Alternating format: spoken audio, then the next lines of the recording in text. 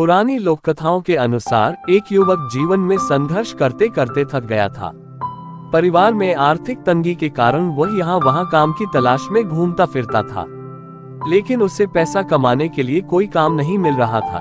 इसलिए वह निराश हो गया और आत्महत्या करने का फैसला लेकर जंगल में गया।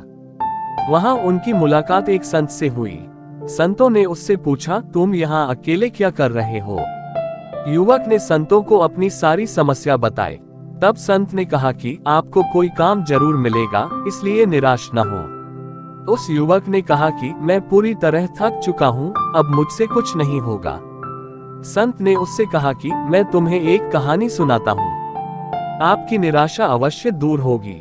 कहानी यह है कि एक छोटा लड़का था जिसने एक दिन बांस और नागफनी कैक्टस लगाया। वह प्रतिदिन दोनों पौधों की देखभाल करता था। कुछ समय बाद कैक्टस बड़ा हुआ, लेकिन बांस का पौधा वही रहा। लड़के ने हार नहीं मानी और वह उन दोनों की देखभाल करता रहा।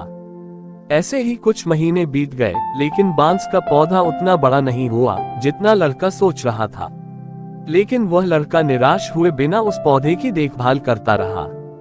कुछ समय के बाद बांस का पौधा बड़ा हो गया और कुछ ही दिनों में बांस का पौधा नागफनी से भी बड़ा हो गया।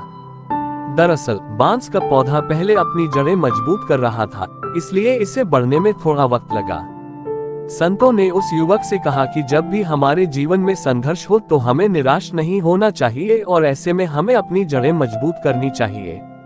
एक बार जब आपकी जड़ें मजबूत होंगी तो आप अपने लक्ष्य की ओर तेजी से आगे बढ़ेंगे। तब तक धैर्य रखना चाहिए। युवक संत की बातों को समझ गया और आत्महत्या करने का विचार छोड़कर घर लौट आया। तो इस प्रेरक कहानी की तरह बुरे वक्त में अपनी नींव को मजबूत करें। अगर हम अपनी नींव मजबूत बना लेते हैं तो कैसा भी संकट क्यों ना हो, कितना भी बुरा वक्त क्यों ना हो, हम उसका सामना जरूर करेंगे और उसमें सफल भी होंगे। यदि आप हर चीज का समाधान ढूंढते हैं तो आप निश्चित रूप से पाएंगे। तो अपने अंदर जोश जगाएं, होश बढ़ाएं, आसमान को छू ले और नई सफलताओं के सपने इन आंखों में भर ले। अपने मन को कभी मायूस न करें, बस अपने लक्ष्य की प्राप्ति के लिए जुटे रहें। कामयाबी आपको ही मिलेगी।